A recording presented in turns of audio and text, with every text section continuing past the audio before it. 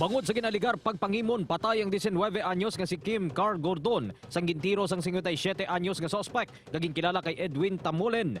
Base sa investigasyon sang Tibiao Police, nagkadtong suspect sa balay sang minor de edad nga nalayagan sini sa barangay San Francisco Sur, Tibiao Antique. Nakita sini ang ginamasahe sang minor de edad ang biktima. Gani iya ini nga gintiro gamit ang ginapatihan kalibre 38 nga pusil. Patal nga igo sa guyang gintunaan sa kamatayon ni Gordon. Gilayo naman niya nalagyo si Tamulin kag padayon niya ginapangita sang kapulisan. Ang sospek ang masami makita nga nagabisita sa balay sang minor de edad kag posible nagapangimon ini sa biktima. Isa man ka drug surrendery si Tamulin.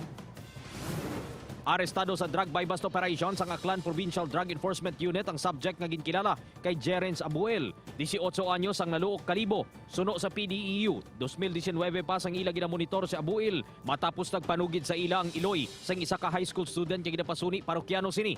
Ginapahayag man nga naga-operate ini sa 3 ka eskwelahan sa kalibo.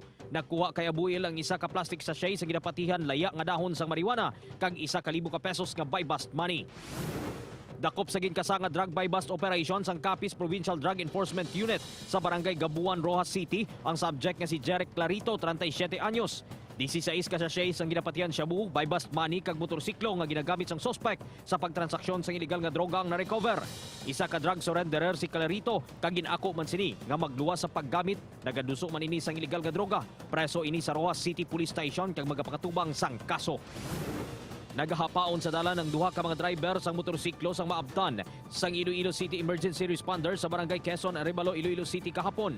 Papauli na kuntani si Alejandro Alujado, 47 anyos sang kagbang uton, sang mabungguan sang motorsiklo nga ginamaneho ni John Mark Salutiti, 32 anyos sang barangay Suarez, San Miguel, Iloilo. Ginaako ni Salutiti nga nakainom ini sang natabo ang aksidente. Lonsay pilason ang duha ka mga driver.